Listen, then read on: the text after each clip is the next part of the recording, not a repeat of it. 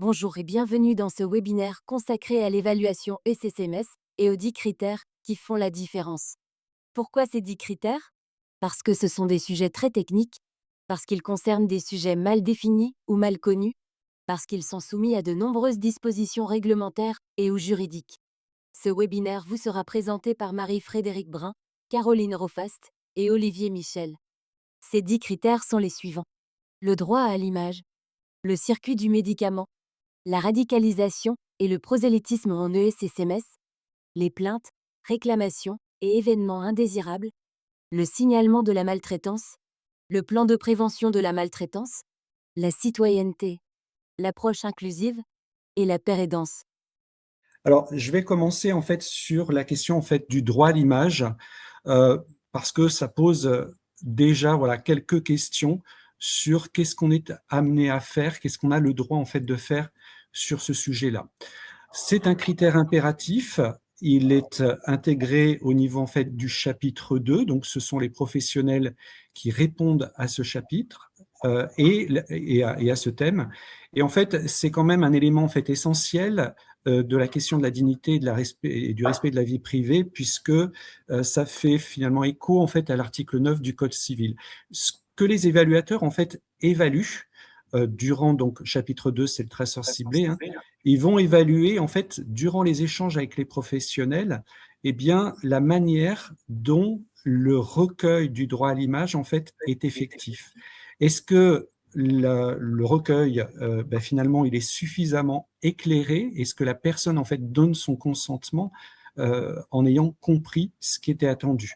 Et notamment, ce qui est assez, je dirais, apprécié de la part des évaluateurs, c'est les démarches qui sont engagées de la part, en fait, des établissements qui mettront en place des documents dits en FALC, hein, donc faciles à lire et à écrire, de façon à faciliter la compréhension, en fait, des usagers.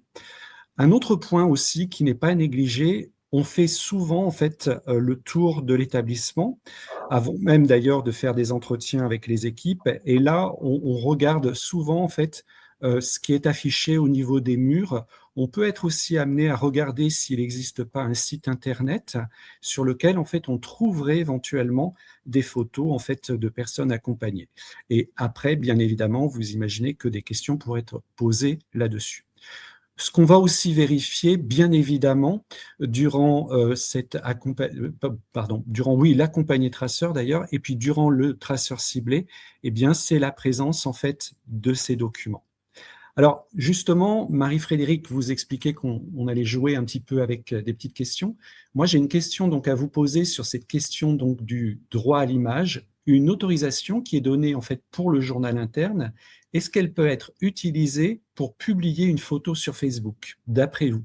Donc là, je vous invite, en fait, à prendre votre téléphone, scanner le QR code et puis directement, en fait, cliquer sur oui ou non pour votre réponse.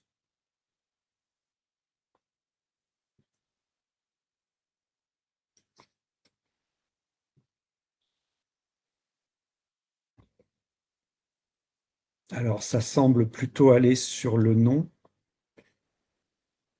Effectivement, vous avez tout à fait raison, hein. Une autorisation qui va être donnée pour, je dirais, un usage, une activité, une destination, comme le journal interne, en fait, ne peut pas être utilisée après pour aller sur un réseau, quel qu'il soit, Facebook ou autre. Donc ça, c'est déjà, en fait, un premier point. Et c'est ce qu'on va voir, hein. Souvent, les erreurs les plus fréquentes qu'on va trouver au niveau, en fait, du droit à l'image, eh bien, c'est l'autorisation qui est déjà trop générale. C'est-à-dire, le formulaire ne va pas préciser de quel support on parle, hein, si c'est pour le site web, pour l'affichage dans la structure ou encore d'autres usages. On a aussi un deuxième point qui est fréquemment rencontré, hein, c'est l'autorisation, en fait, par défaut. Vous le voyez, hein, je l'ai écrit de cette façon, c'est-à-dire sauf si refus. Et ce qu'il faut se rappeler, c'est que le silence de l'usager ne vaut jamais en fait un consentement et que celui-ci doit toujours être libre, éclairé et explicite. Donc en fait, il ne faut pas avoir des autorisations par défaut que l'on retrouve des fois dans des règlements ou dans des livrets. La question aussi, la problématique aussi qu'on va rencontrer, c'est l'autorisation qui va être considérée comme définitive. Et là, il faut être extrêmement prudent, c'est-à-dire qu'il faut pouvoir annoncer et montrer pourquoi pas via le formulaire, que ce droit à l'image, en fait, eh bien, il a une durée de vie et qu'éventuellement, il est redemandé à chaque révision annuelle, par exemple, du projet d'accompagnement. Alors, ça pourrait être d'autres modalités, mais il faut montrer qu'en fait, il y a une durée. On le voit des fois, comme quoi c'est la durée de l'accompagnement. C'est un petit peu trop long, et là, vous pourriez avoir des évaluateurs qui pourraient vous reprocher éventuellement une telle durée. Alors, je vous montre un formulaire, donc je vais vous le décrire un petit peu. Vous le voyez ici, c'est un formulaire de droit à l'image qu'on peut retrouver sur d'ailleurs Internet. Voilà, là on va en fait désigner la personne éventuellement qui est sous tutelle avec son représentant légal. Et là, vous voyez qu'en fait, on autorise pour la prise de photographie dans le cadre d'activités quotidiennes, d'animation, de sorties organisées. On a aussi en fait la diffusion de photographies pour des expositions, des publications sur Internet, etc. Et puis le formulaire se terminera en fait sur le fait que les photographies ne peuvent pas être communiquées à d'autres personnes, ni vendues, ni utilisées pour autre chose que ce qui est prévu dans le formulaire de droit à l'image. Alors, ce que je vais vous demander, c'est en fait tout simplement pour vous, eh bien, est-ce que ce formulaire, il vous semble correct? Et puis, on va jouer un petit jeu. Vous le savez, dans l'évaluation, on met des scores de 1 point à 4 points. Eh bien, là, je vais vous proposer de mettre de 1 point à quoi? De 1 étoile à 4 étoiles, 4 étoiles étant en fait pour vous un formulaire qui serait tout à fait correct. Voilà, je vous laisse répondre.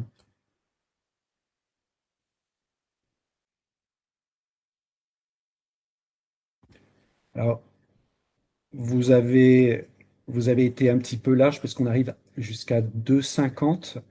Moi, j'aurais mis 1 point parce que je suis un petit peu peut-être difficile ou peut-être 2 points parce qu'il y a quand même en fait des éléments.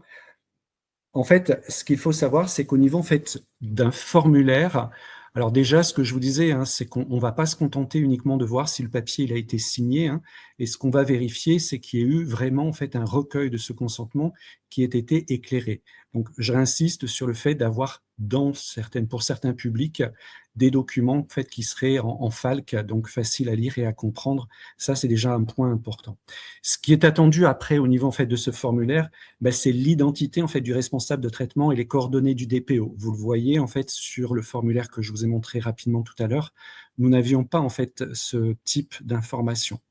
Et là, c'est attendu en fait notamment au niveau des exigences en matière de RGPD et puis aussi bien évidemment liées aux exigences de la HAS. Ce qui est attendu aussi, c'est qu'on précise toujours la finalité. Donc, on ne signe pas pour tout, mais on doit avoir des objectifs bien définis, promotion de quelque chose, documentation d'événements, etc. On doit aussi, en fait, expliciter les supports de diffusion. Donc, c'est pour la gazette, l'affichage, les réseaux sociaux, éventuellement en externe. Donc, on précisera bien à chaque fois quand c'est en interne ou en externe. Un autre point, en fait, qu'on ne voit pas toujours, donc je vous le disais, c'est la durée, où on doit avoir la question de la durée sur ce formulaire. Et un autre point extrêmement important qui n'est pas très, très courant dans les établissements, quels qu'ils soient, c'est le droit de l'usager concernant sa rectification et le fait de retirer son consentement. Donc ça, c'est vraiment quelque chose qu'il faut pouvoir en fait ajouter, c'est-à-dire expliquer, expliciter à la personne qu'aujourd'hui, il nous donne son consentement, mais que demain, il aura la possibilité, s'il le souhaite, en contactant monsieur ou madame X, eh bien, de pouvoir en fait le retirer. Et là, ça m'amène directement à la question suivante. Si vous voulez bien à nouveau dégainer votre téléphone. Et je vous pose cette question, qu'est-ce qui va se passer si une personne en fait va retirer son consentement de droit à l'image? Donc, il l'avait donné, il le retire. Et maintenant, en fait, donc, qu'est-ce que l'on doit faire, nous, dans notre établissement? Donc, je vous laisse répondre sur ces questions.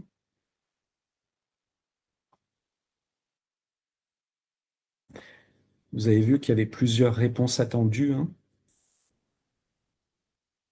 Et vous n'êtes pas tombé dans le panneau, comme on pourrait dire. Les 3 premières propositions étaient les bonnes. La mauvaise proposition était de laisser les photos car elles étaient prises en fait sous consentement. Donc effectivement, là, on doit revenir en arrière pour pouvoir éventuellement retirer, ce qui n'est pas toujours très évident, bien évidemment, mais on doit pouvoir en fait retirer donc les photographies qui ont été affichées, diffusées, etc. Alors, je parle de photographie, vous imaginez bien que c'est aussi lié aux vidéos, hein, c'est-à-dire à chaque fois qu'on va pouvoir reconnaître une personne sur un support quel qu'il soit. Alors, un autre point, une autre question, en fait, lors d'une visite au niveau donc de l'établissement, alors soit dans le cadre d'une visite générale ou lorsqu'on fait éventuellement le circuit du médicament, on va s'apercevoir en fait qu'il y a une photo sur le pilulier de la personne et puis là, l'évaluateur, en fait, il va demander si finalement il y a eu un recueil de droit à l'image. Et là, la personne, en fait, va lui répondre non, puisque c'est pour garantir l'identitovigilance. Est-ce que, d'après vous, cette personne qui vous répond cela a bien répondu ou a mal répondu?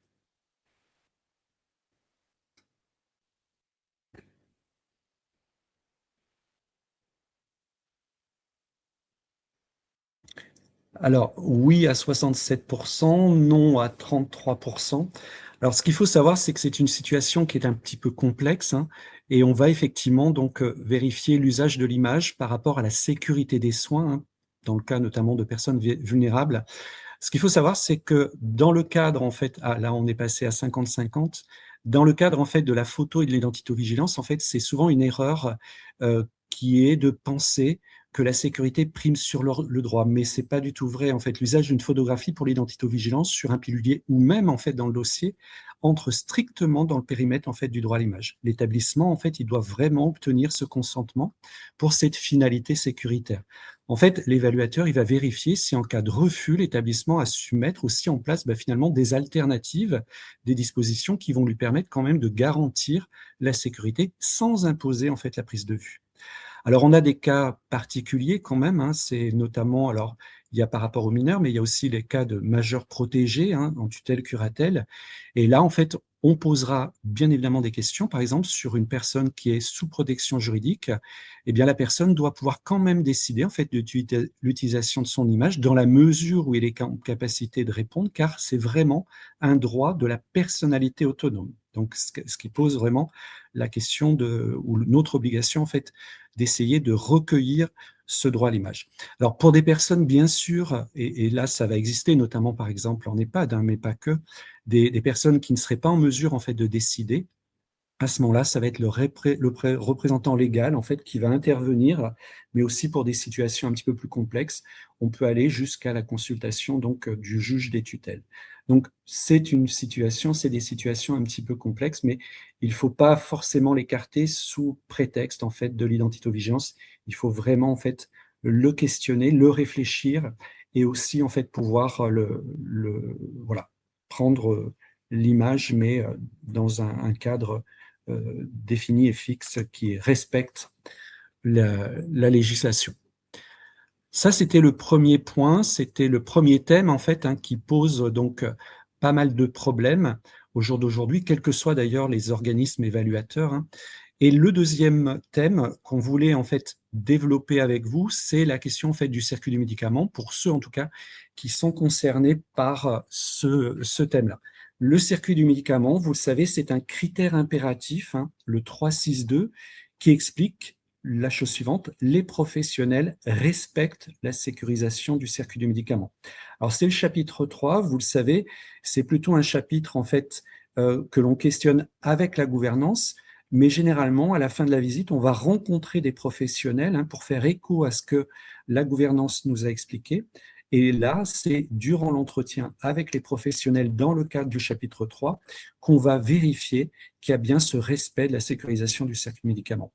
Ce qui est vraiment en fait fondamental de comprendre, c'est qu'effectivement, la question n'est pas uniquement la distribution d'un pilulier, mais c'est bien en fait tout le circuit en fait qui va être évalué depuis la prescription, la dispensation et l'analyse pharmaceutique, et aussi on va inclure en fait les questions éventuellement de stockage, la question aussi des préparations, et là souvent il y a un vrai sujet autour des médicaments à risque et aussi des médicaments en fait qui peuvent ou pas être écrasés, et puis bien évidemment on questionnera jusqu'à l'administration, voire éventuellement la surveillance des personnes. Donc, un vrai sujet. Alors, comment celui-ci, en fait, il est évalué? Alors, il va être évalué, en fait, avec un regard qu'on pourrait dire à 360, hein. C'est assez large, en fait, l'évaluation de ce thème-là, puisque finalement, ça débute dès le chapitre 1, lorsqu'on va questionner, en fait, le résident, l'usager, par rapport en fait à son traitement. Vous le savez, quand on fait un accompagné traceur, hein, il y a des questions sur le médicament, à la fois par rapport à l'usager et aussi par rapport derrière au niveau de l'équipe. Donc là, on posera des questions et juste par exemple, hein, il m'est arrivé certaines fois, par exemple en EHPAD, de me retrouver dans la chambre d'un résident et là de voir en fait des boîtes de Doliprane sur la table de nuit. Donc bien évidemment, ça va nécessairement amener un questionnement auprès de l'équipe sur le fait qu'il puisse être en autonomie dans le cadre en fait de la gestion du traitement et puis aussi comment on va faire après pour tracer l'administration. Donc on est toujours un petit peu en vigilance dès le chapitre 1 sur cette question en fait du médicament. Derrière cela, bien sûr, on va l'évaluer, comme je vous le disais, hein, par rapport au chapitre 3, avec la gouvernance, par rapport à la question éventuellement de la stratégie, et puis un petit peu plus tard, donc, sur la question de la sécurisation du circuit avec les professionnels. Donc, on va regarder avec la gouvernance, c'est bien si effectivement le circuit, il est bien décrit, hein, est-ce qu'on a des procédures, est-ce qu'on a des conventions éventuellement avec des officines ou autres, est-ce qu'il y a un audit régulier sur ce circuit du médicament avec derrière des plans d'action qui en débouchent? Est-ce que les professionnels sont formés régulièrement hein, par rapport à ces médicaments? Est-ce qu'on a aussi en fait un système de signalement qui est utilisé pour les médicaments avec derrière des analyses qui sont réalisées en équipe par rapport à des problématiques liées donc à ce circuit du médicament. Donc ça, c'est vraiment en fait des choses qui vont être importantes. Et puis après, bien, on aura des questions donc pratico-pratiques au niveau des professionnels où on leur demandera de décrire en fait le circuit du médicament. On fera souvent des focus sur les médicaments à risque, les anticoagulants, l'insuline, et puis aussi, bien évidemment, on ira leur poser des questions sur les erreurs. C'est comment est-ce que vous déclarez une erreur liée au médicament? Est-ce que vous cherchez à analyser en équipe, collectivement, donc ces incidents pour essayer d'améliorer vos pratiques? Donc voilà, tout un tas de questions qui seront posées dans ce sens-là au niveau de l'équipe. Alors, souvent aussi, ce qu'il ne faut pas négliger, c'est qu'on peut avoir en fait des temps complémentaires de visite, notamment en fait au niveau des lieux de stockage. C'est souvent des choses qu'on va être amené à demander. Et puis là, bien, on va pouvoir demander, par exemple, d'ouvrir le coffre des stupéfiants. Alors, il faut se méfier qu'il n'y ait bien que des stupéfiants, hein, qu'on ne retrouve pas comme là récemment. Moi, j'avais retrouvé des lunettes, voire des bijoux dans le coffre de stup. Il faut aussi qu'on puisse nous expliquer que c'est un accès qui est vraiment réservé aux personnes en fait habilitées. Et c'est vrai que si on fait ça au niveau d'une salle d'une salle où on fait des relèves, eh bien c'est effectivement, est-ce qu'on est bien dans des armoires derrière qui sont sécurisées voilà, quand il n'y a pas en fait d'infirmier. Donc là, ça pose vraiment la question de la sécurité. On ira aussi vérifier le chariot d'urgence, qu'il soit bien chariot ou sac, bien sûr, qu'il soit bien plombé. Regarder le frigo avec les relevés de température. Est-ce qu'on a bien aussi des contrôles des périmés? Et puis, par exemple aussi, bah, c'est les obus de gaz médicaux qui sont au niveau éventuellement de ces salles de soins. Est-ce qu'ils sont bien en fait sécurisés puisque normalement ils doivent être accrochés au niveau du mur ou mis sur des adaptables spécifiques. Donc c'est vrai que tout ce qui va être questionné, bah, ça se fait durant des entretiens, ça va se faire aussi durant donc des observations. On ira voir bien évidemment les documents, hein, c'est-à-dire vos procédures opérationnelles. On verra aussi ben, finalement les conventions lorsqu'elles existent, la liste des médicaments à risque, hein, est-ce qu'elle est bien affichée, est-ce qu'elle est bien connue, et puis on ira vérifier bien évidemment, donc comme je vous disais, le stockage avec les accès qui doivent être strictement limités aux personnes habilitées. On vérifiera les préparations des doses à administrer, hein, c'est ce que vous voyez écrit en PDA, hein, préparation de doses à administrer, puis aussi bah, les étapes donc qu'on questionnera de préparation, hein, donc est-ce que voilà comment les médicaments sont préparés, est-ce qu'on a une liste des médicaments qui sont écrasables, est-ce qu'elle est bien actualisée, et puis comment on va faire pour garantir l'identitovigilance. On peut être amené aussi d'ailleurs à vérifier la prise des médicaments, par exemple au niveau du repas de midi. On a certains évaluateurs qui quelquefois en fait déjeunent, je dirais, à proximité des usagers pour vérifier en fait qu'il y ait bien un contrôle de l'identité avant toute distribution de ces médicaments. Ça, c'était les deux premiers points. Donc le médicament, un sujet un peu touchy. Un autre sujet un petit peu touchy, en fait, ça va être la question de la radicalisation et du prosélytisme. Alors, très souvent, on nous fait en fait la réflexion que, voilà, on n'est pas concerné, notamment quand on est dans des structures pour personnes âgées ou éventuellement même des structures où on a des jeunes adultes et si éventuellement on est dans un milieu rural. Mais ce qu'il faut savoir, c'est que vraiment ce sujet, en fait, est un sujet qui doit être une préoccupation, en fait, pour l'ensemble, en fait, des structures et notamment depuis que le plan national de prévention de la radicalisation, sorti en 2015, en fait, s'impose à nous et on doit pouvoir, en fait, mettre en place un certain nombre de dispositions de façon à pouvoir en fait induire une démarche vraiment de vigilance par rapport aux dérives comportementales, à la fois par rapport aux salariés, aux résidents, mais aussi aux visiteurs et aux prestataires extérieurs. On pensera par exemple à des bénévoles. Alors, la radicalisation et le prosélytisme, en fait, on l'a au niveau du chapitre 2. Donc, étant donné qu'on l'a sur le chapitre 2, là, ce qui va nous intéresser, en fait, dans le questionnement, dans le critère que je vous lis, qui est le critère 2, 4, 7, les professionnels adaptent le projet d'accompagnement au risque de radicalisation et de prosélytisme auquel la personne est confrontée.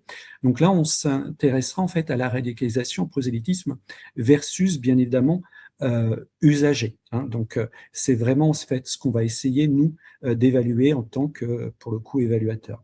Et ce qu'on va évaluer, et est-ce que ce risque, il est déjà compris ou pas, et est-ce qu'ils ont en fait finalement des exemples auxquels ils ont pu être confrontés au niveau des équipes, au niveau en fait de la structure. Alors, une petite question, mais je vous ai déjà donné un peu des explications. Imaginons qu'on soit durant une évaluation en EHPAD, et là, les professionnels, ils nous expliquent que la radicalisation pour les élitismes n'existe pas parce qu'en fait, on est dans un milieu rural et notamment en fait avec des personnes donc plutôt âgées. Est-ce que vous mettriez que effectivement ils sont non concernés ou est-ce que vous mettriez plutôt un score de 20 correspondant au fait qu'ils ne répondent pas à l'exigence? Oui, pas trop de surprise, hein, c'est ce que je vous disais. On est sur un score effectivement de 1, c'est-à-dire qu'il y a, alors bien évidemment, on ira essayer de gratter, hein, de pousser et d'expliquer un peu les choses hein, en reformulant de façon à ce qu'ils puissent véritablement comprendre ce qu'on peut attendre et ce que l'HAS attend en fait de cette question-là. Alors, ce qu'il faut savoir, c'est qu'il est vraiment en fait crucial déjà quand on utilise ces deux termes, de vraiment en fait savoir distinguer ces deux notions. La radicalisation, c'est défini comme un changement de comportement hein, progressif qui peut mener jusqu'à de l'extrémisme et puis même peut-être du terrorisme. Et c'est souvent marqué par une rupture en fait ou éventuellement une emprise d'une personne. Le prosélytisme, quant à lui, en fait, c'est la propagation qui est active d'idées, de croyances que l'on peut voir éventuellement, qui peut nuire à la santé mentale en fait de personnes qui seront vulnérables. Donc là, vous voyez, on est sur d'un côté le prosélytisme qui est plutôt lié, je dirais, à la conviction, peut-être un peu la religion, et puis la radicalisation, plus un processus global de rupture qui va pouvoir mener éventuellement à de la violence. Donc à partir de ce moment-là, donc défini notamment dans le plan national de prévention de la radicalisation hein, de juillet 2015 que je vous citais tout à l'heure, donc à partir du moment où effectivement les choses sont claires, eh bien on va pouvoir en fait l'évaluer avec les professionnels. Et là, il va falloir en fait qu'ils puissent nous expliquer des situations et comment ils vont faire en fait pour pouvoir évaluer les choses. Et ce que les évaluateurs vont chercher vraiment, en fait, c'est d'avoir une preuve d'une évaluation personnalisée. Hein. Il suffit pas d'avoir une mention, je dirais, théorique dans un livret, dans un règlement. Ça suffit pas. Il faut vraiment en fait qu'on ait une traçabilité, notamment au niveau du dossier en fait de l'usager. Alors, lorsqu'on va s'entretenir avec l'équipe, hein, eh bien, les équipes doivent pouvoir en fait identifier des situations d'emprise ou une sollicitation insistante, hein, d'un usager envers un autre usager qui va éventuellement déstabiliser cette deuxième personne. Et là, en fait, ce qu'on va regarder avec les équipes, essayer de voir, c'est comment finalement on a pu ajuster le projet d'accompagnement pour cette personne, en fait, pour protéger celle-ci, en fait, de troubles de santé mentale par rapport à ces risques auxquels il peut être confronté. À la fois, je dirais, côté auteur, mais aussi côté, bien évidemment, entre guillemets, victime. Et ce qu'on ira rechercher, bien évidemment, pour aller plus loin encore, ça va être la preuve au niveau, en fait, du dossier pour voir, en fait, si effectivement on est en capacité de repérer, de tracer et aussi d'adapter finalement notre accompagnement sur ce sujet-là.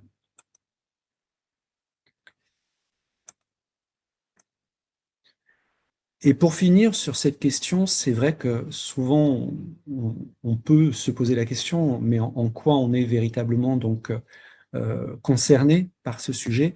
Ben, c'est vrai que, par exemple, si on parle en EHPAD, où souvent on nous dit que là on n'est pas concerné, ben, là c'est l'image qu'on a construite pour vous, hein.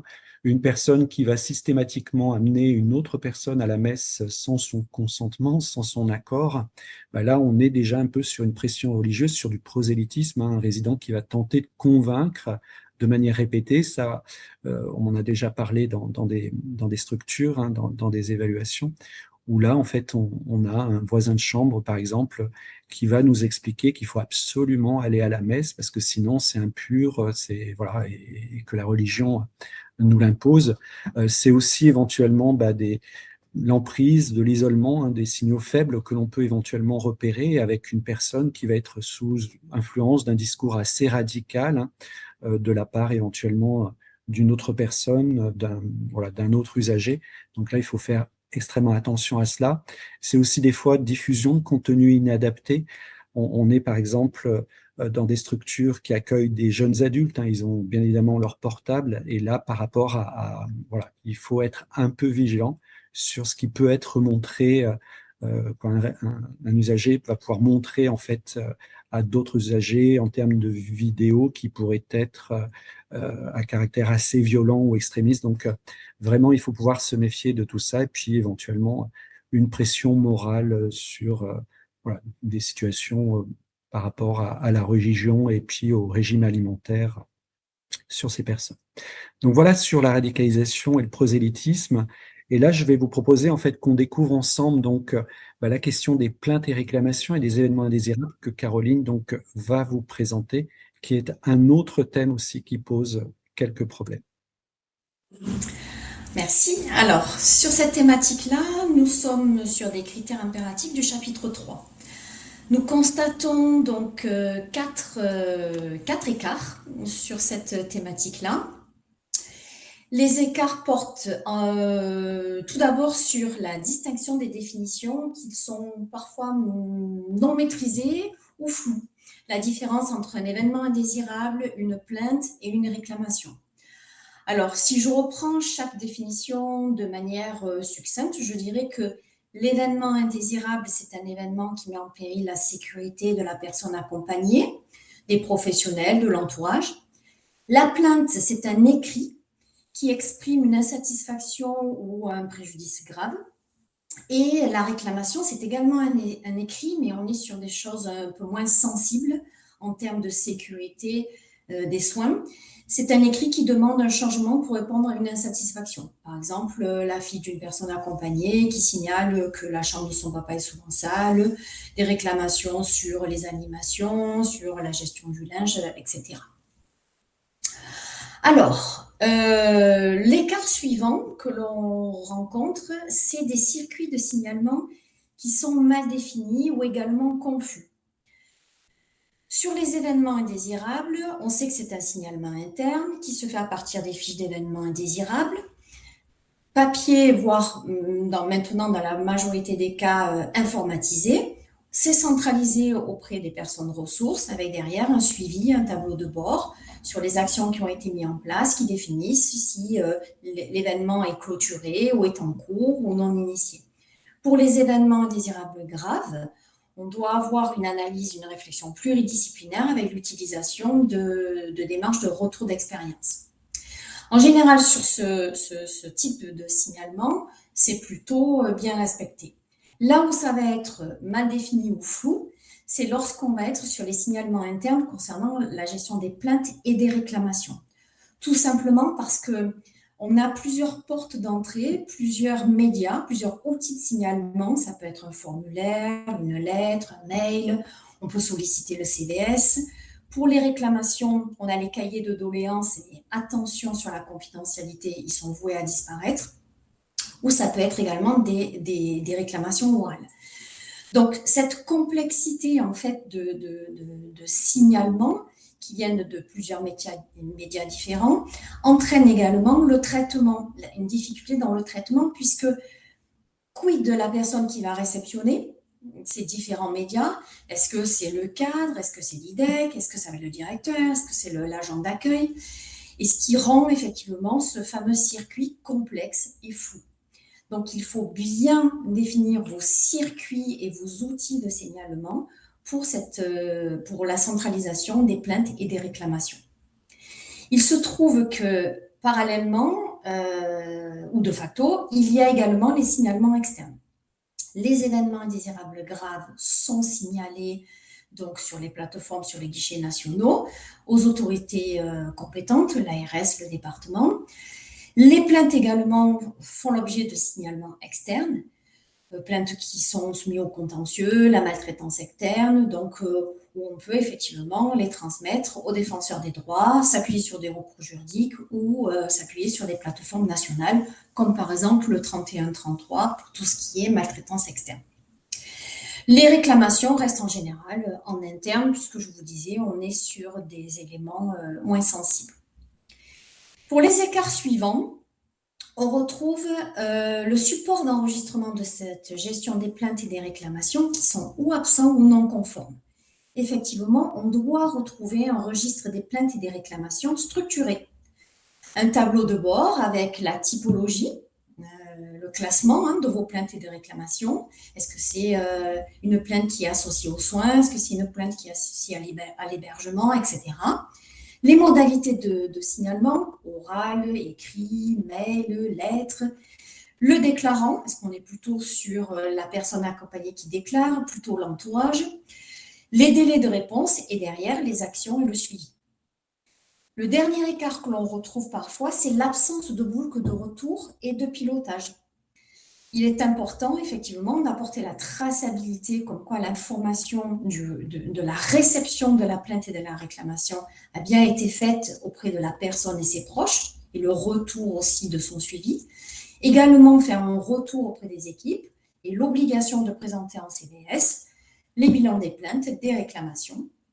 Et ce qui est important pour piloter ce fameux registre des plaintes, c'est de réaliser un bilan annuel avec le suivi des actions et le suivi des indicateurs. Là aussi, l'élément important, c'est que ce registre des plaintes et des réclamations doit alimenter votre PACS, votre programme d'amélioration continue de la sécurité des soins. Pour la thématique suivante, on est toujours dans le chapitre 3 et toujours sur des critères impératifs, la maltraitance et le plan de prévention. Alors, 3 écarts qui nous ont été identifiés et qui pénalisent la cotation sur le premier critère qui concerne l'identification par les professionnels des situations à risque pouvant générer des actes de maltraitance et de violence. Donc, ça amène derrière l'élaboration d'une cartographie de ces risques-là. Sauf que on se rend compte parfois que l'on rencontre des cartographies qui sont trop génériques, qui ont été récupérées à droite et à gauche, qui ne sont pas reliées aux réalités de votre établissement, qui ne sont pas en lien avec le public que vous accueillez. On ne prend pas en compte l'organisation, les éléments structurels de votre établissement. Deuxième écart que l'on rencontre, c'est que dans ces cartographies des risques, c'est souvent limité aux risques comportement individuels. Sauf qu'on doit prendre en compte que la maltraitance est plurifactorielle. Et donc, on doit retrouver les risques qui sont liés à l'institution, à votre organisation. Et le dernier point, c'est les signaux faibles qui ne sont pas partagés. Pardon, excusez-moi. Ces signaux faibles sont des situations de tension qui augmentent le risque de maltraitance et qui ne sont pas transmis, qui ne sont pas discutés ou tracés. Par exemple, des conflits, des locaux inadaptés, des épuisements des équipes. Et tous ces signaux faibles sont importants d'être identifiés, notamment en sensibilisant les équipes, en développant une culture de gestion de la maltraitance pour pouvoir anticiper et travailler sur des risques à titre préventif. Quand la culture de vigilance n'existe pas, la cartographie reste qu'un document mort, un document qui a été élaboré uniquement pour répondre à la visite, à la procédure d'évaluation externe. Alors, je vous ai mis un petit exemple de cartographie qui est schématisé, bien évidemment, mais qui est important puisqu'on voit cette approche plurifactorielle. Il va y avoir tous les risques qui sont liés à l'individu, mais également les risques que vous aurez identifiés à partir de vos organisations, et puis vos risques institutionnels, comme une culture peu centrée sur les droits, un manque de formation continue qui repose sur votre gouvernance, votre politique institutionnelle. Le critère suivant répond donc à la suite du premier qui est l'élaboration de la cartographie. Et donc, cette cartographie doit aboutir à un plan de prévention et de gestion des risques de la maltraitance et de la violence. Sauf que dans ce plan de prévention, quand il existe, on se rend compte que parfois il manque du pilotage. C'est-à-dire qu'on a des axes d'amélioration qui sont issus des critères identifiés, des risques qui ont été identifiés dans votre cartographie, mais on ne retrouve pas forcément de pilote, pas d'échéance dans le suivi et pas d'indicateur qui mesure l'efficacité de votre plan d'action. On retrouve également des actions qui sont trop générales, du type sensibiliser les équipes à ou rappeler la procédure à. Donc en fait, on est sur des plans d'action qui sont trop superficiels et on n'agira pas sur les causes profondes.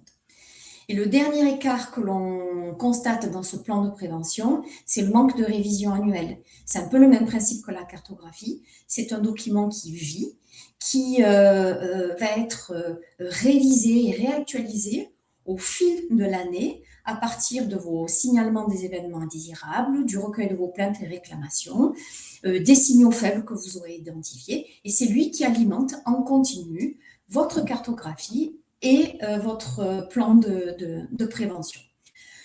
L'HAS insiste sur des leviers très concrets, qui sont la détection en amont des signaux faibles, la diffusion de la culture de signalement en interne et en externe, la prise en compte de la qualité de vie au travail, le plan de formation, le questionnement éthique et l'association des représentants des usagers.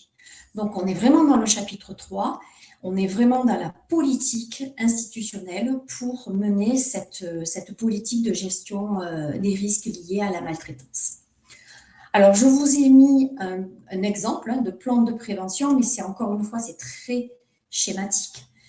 Vous avez dans la première colonne les risques qui ont été identifiés à partir de votre cartographie, le plan d'action qui permet de maîtriser le risque, voire de le supprimer, et derrière, le niveau de pilotage.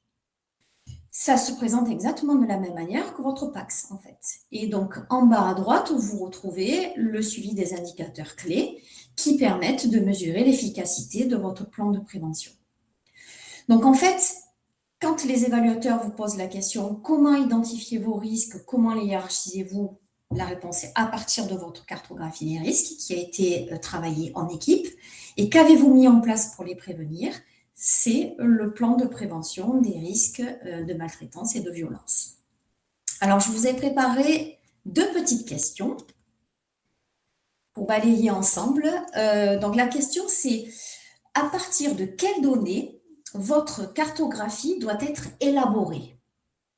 Les recommandations HAS, les procédures internes, vos événements indésirables, plaintes et retours d'expérience ou les audits?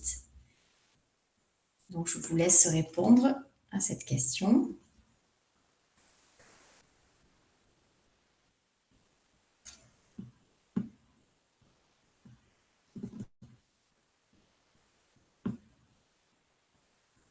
Donc, effectivement, ce sont vos événements indésirables, le signalement des plaintes et des réclamations, vos retours d'expérience qui vont actualiser et mettre à jour cette cartographie. La question suivante que je vous pose, c'est sur quel critère principal peut-on vérifier l'efficacité de votre plan de prévention? Sur quels critères l'évaluateur va pouvoir juger l'efficacité de votre plan de prévention? Un plan formalisé, un nombre d'actions inscrites. Donc, effectivement, c'est sur la traçabilité de la mise en œuvre, du suivi et de l'évaluation de vos actions d'amélioration. C'est le suivi de vos indicateurs qui vont permettre de voir la pertinence du plan d'action que vous avez mis en évidence. Donc, n'oubliez pas que la cartographie doit être vraiment représentative de vos organisations, de votre politique institutionnelle, de vos propres risques, qu'elle est actualisée au fil de l'eau par vos signalements d'événements indésirables, plaintes et réclamations, et qu'elle doit permettre de mettre à jour votre plan de prévention et de gestion des risques liés à la maltraitance. Donc, je laisse la parole maintenant à Marie-Frédérique pour les thématiques suivantes. Alors, on va continuer par la question de la citoyenneté. La citoyenneté, voilà. Donc, c'est le critère 1.9. Donc, la personne accompagnée exerce sa citoyenneté ou bénéficie d'une éducation à la citoyenneté. Les enjeux de ce critère, c'est le pouvoir d'action collective des personnes, donc soit au sein de l'ESMS, mais également dans la société, le pouvoir d'action individuelle, et ça ne se résume pas seulement au vote. Alors, petite question toujours, de votre point de vue, quelles actions relèvent de l'exercice de la citoyenneté de la personne accompagnée? Plusieurs réponses, bien sûr, sont possibles.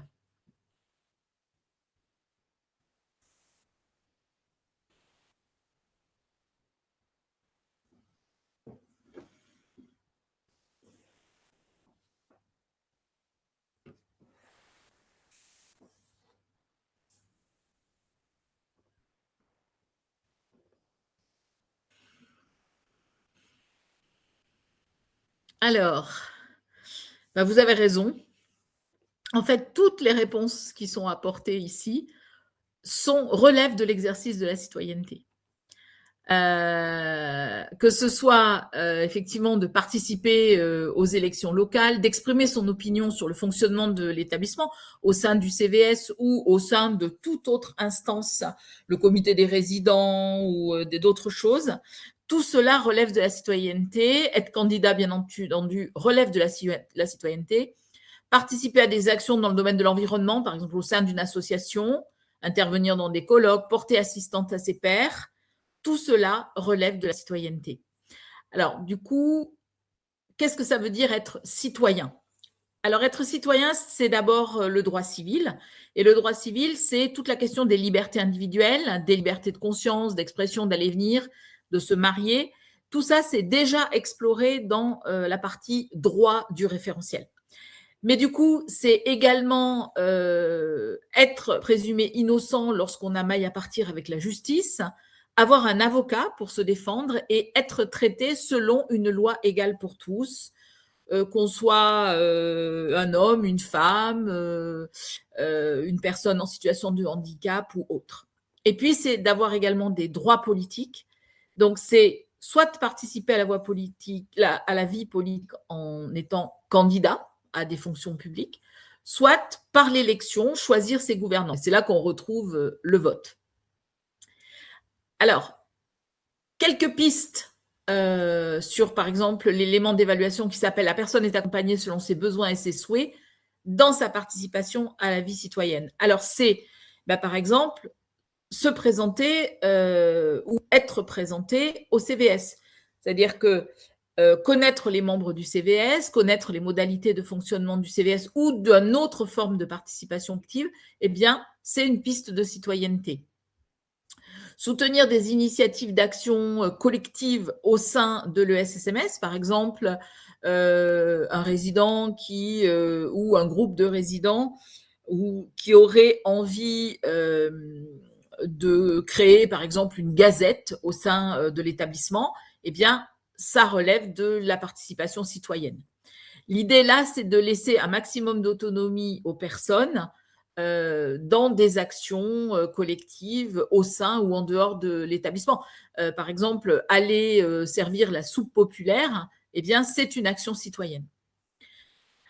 Garantir la participation à l'élaboration des règles de vie collective, hein, vous avez sans doute vu ce critère dans le chapitre 1, eh bien, ça relève de la citoyenneté, c'est-à-dire de pouvoir dire quelles sont les règles qui sont acceptables et quelles sont celles qui le seraient moins quand on est usager, bénéficiaire d'un établissement. Et puis, ça veut dire qu'on va trouver dans le projet d'accompagnement personnalisé des aspects relatifs à la participation de la vie de l'établissement ou de la vie de la cité. Voilà, ça, c'est des exemples.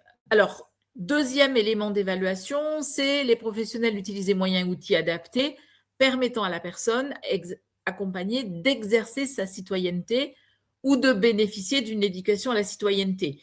Alors, effectivement, quand on s'adresse à des jeunes, eh bien, quand on était petit, nous, on faisait de l'éducation civique, eh bien, peut-être que ça relève de ce qu'on appelait auparavant l'éducation civique, d'expliquer ce que c'est que la citoyenneté. Mais ça peut tout simplement être pour des personnes plus âgées qui ont déjà exercé leur citoyenneté dans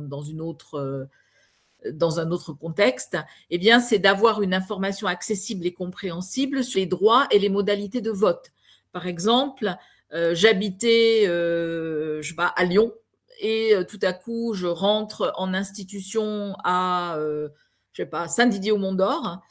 Eh bien, est-ce que je continue à voter à Lyon et comment? Ou est-ce que je souhaite m'inscrire sur les listes électorales de cette nouvelle ville où je vis? Donc ça, c'est des informations qui doivent être transmises aux résidents, par exemple, d'une institution. Accompagner les personnes, par exemple, qui souhaitent intervenir dans des colloques sur, par exemple, une maladie dont ils souffriraient et pour lesquelles ils peuvent témoigner. Donc ça, c'est des actions citoyennes également. Et puis, la formation, tout simplement, des personnes qui siègent au CVS, eh bien, est une action qui rentre dans ce 192. Alors, deuxième thème, l'approche inclusive. Alors, l'approche inclusive, c'est évidemment quelque chose qui est très connu hein, des structures qui s'occupent de handicap et de personnes en situation de handicap. Alors, je vous ai mis une petite phrase de Stephen Hawking, qui était donc un scientifique, mais par ailleurs porteur d'un grand handicap, qui disait le handicap ne doit pas être un obstacle au succès. La preuve, c'est que lui a eu beaucoup de succès dans son travail de scientifique. Alors, l'approche inclusive vise à garantir l'égalité des chances, promouvoir la participation active de tous les citoyens, quelle que soit leur situation, dans les différents aspects de la vie sociale, économique, culturelle et civique. Vous voyez par exemple que ça recoupe la citoyenneté. C'est-à-dire que la citoyenneté et pouvoir exercer ses droits de citoyen fait partie d'une approche inclusive quand on s'adresse à des personnes en grande fragilité ou porteurs de handicap. Donc l'idée, c'est de permettre à chaque personne accompagnée de participer pleinement à la vie sociale, quelles que soient ses difficultés, quel que soit son handicap ou sa situation de vulnérabilité. L'idée, bien sûr, étant, c'est la société qui doit s'adapter aux personnes et non pas la personne qui doit s'adapter à la société. Alors, une petite question sur, encore une fois, des exemples d'approches inclusives. Donc là aussi, plusieurs choix sont possibles. Donc, de votre point de vue,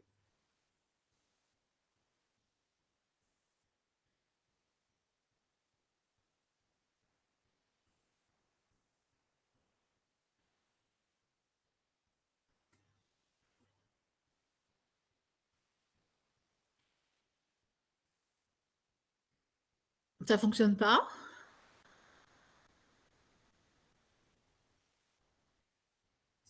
Ah, ça arrive.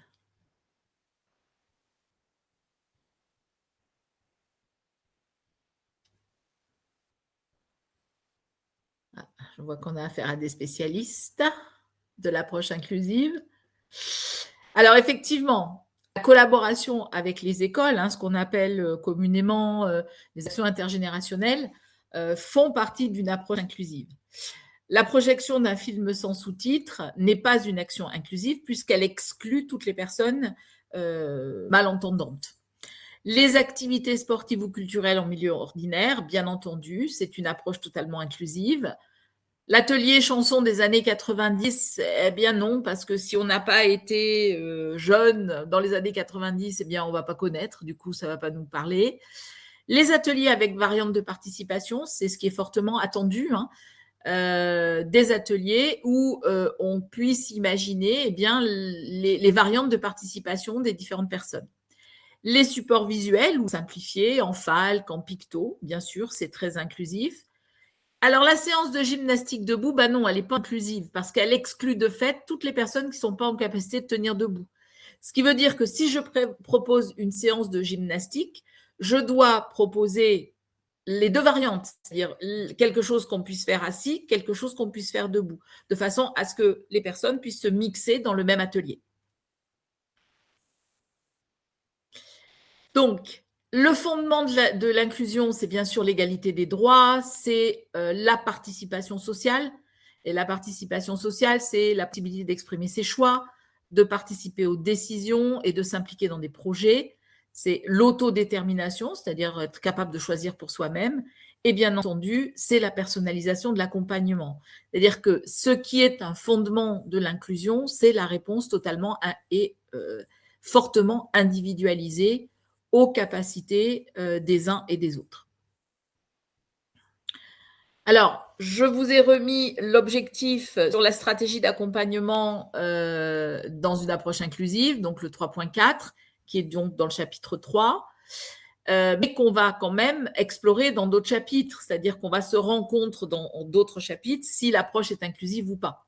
Alors là, il y a bien sûr l'approche inclusive, donc le 4.1, le 3.4.1, la question des partenariats, puisque dans un établissement, on n'est pas forcément en capacité de proposer des activités pour tous, les moyens étant ce qu'ils sont et les contraintes étant ce qu'elles sont. Mais du coup, l'idée qui est, en tout cas, ce qui est attendu, c'est que l'établissement soit capable de s'inscrire dans des partenariats avec d'autres structures qui puissent apporter, je dirais, ce qui manque dans la structure initiale. Avoir des projets communs avec des partenaires du territoire pour renforcer son offre. Être force de proposition et d'innovation. Alors ça, c'est la grande question. L'innovation, qu'est-ce que c'est l'innovation ? C'est en tout cas, effectivement, des propositions nouvelles, peu usitées ou peu connues, qu'on va faire pour essayer de promouvoir cette approche inclusive. Et puis, les actions d'ouverture à son environnement et sur son environnement. Donc, tout ça au bénéfice de la personne accompagnée et de l'individualisation de son accompagnement. Alors, voilà un exemple de stratégie inclusive. D'abord, bien sûr, évaluer les capacités et les besoins des personnes accompagnées de façon assez précise et assez pointue. Adapter les activités, donc avec plusieurs niveaux de difficulté dans une même activité, avec des alternatives, par exemple alternatives assises ou simplifiées, avoir du matériel adapté à des capacités motrices différentes, des gros crayons, des cartes à jouer qui soient plus grosses pour que les personnes qui ont des difficultés visuelles puissent par exemple jouer à la belote, des micros pour que les gens puissent bien entendre ce que par exemple l'animateur va expliquer. Bien sûr, favoriser la participation de tous, avec différentes formes de participation, observer, écouter, aider, et on doit trouver ça dans les fiches ateliers, par exemple, du programme d'animation. Mais aussi valoriser l'effort et la participation plutôt que la performance. Et puis, mettre en place donc des activités intergénérationnelles ou en milieu ordinaire. Alors, bien sûr, l'aménagement de l'environnement, j'ai passé dessus, mais en général, les structures sont plutôt aménagées pour pouvoir accompagner des personnes à mobilité réduite. Et dernier thème de notre webinaire, la paire aidance. Alors, un autre morceau un peu un peu compliqué, déjà en termes de définition. Alors, petite question de départ, de votre point de vue toujours, est-ce que ces actions relèvent de la paire et danse?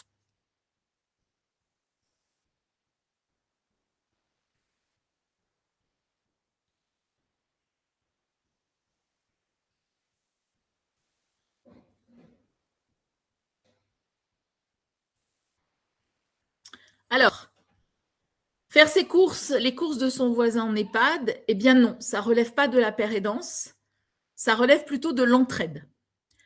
Le résident qui partage des astuces pour s'adapter à la vie en établissement, oui, ça relève de la paire et danse, tout simplement parce que ça veut dire que le résident a développé, je dirais, un savoir expérientiel qu'il est en capacité de transmettre à quelqu'un d'autre. Accompagner lors des déplacements, vous avez raison, c'est pas de la paire et danse, c'est de l'entraide. Partager des stratégies pour gérer la fatigue ou l'organisation, oui, ça relève de la paire et danse. Expliciter le planning des activités, non, c'est de l'entraide. Et favoriser le dialogue avec l'équipe soignante, oui, ça relève de la paire et danse. Alors, qu'est-ce que c'est la paire et danse? Alors, voilà d'abord les attendus. Hein. Donc, il y a deux éléments d'évaluation dans ce critère 1.8.5. Les professionnels encouragent le recours à la paire et danse et les professionnels facilitent l'entraide entre les personnes accompagnées. Donc, on a bien les deux volets dans le référentiel et dans les attendus. Alors, qu'est-ce que c'est l'entraide? L'entraide, c'est l'aide mutuelle, spontanée entre les personnes, souvent informelle, la plupart du temps d'ailleurs informelle, et chacun aide selon ses moyens.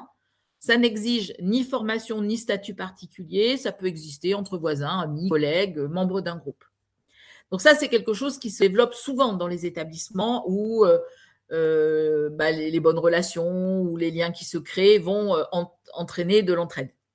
Par contre, la paire et danse va être une forme beaucoup plus structurée qui, elle, va être basée sur l'expérience vécue et les compétences acquises par une personne lors de cette expérience. Donc, ça s'appuie bien sûr sur le savoir expérientiel d'une personne. C'est souvent vécu dans des situations considérées comme difficiles ou stigmatisantes. Par exemple, une expérience de vie difficile, la maladie, la précarité, des conduites addictives, des troubles psychiques ou psychiatriques. Et du coup, les personnes, par cette expérience de vie, vont développer des compétences qui va leur permettre d'aider des personnes qui seraient confrontées à la même expérience de vie. Donc, avec un parcours similaire ou des situations comparables.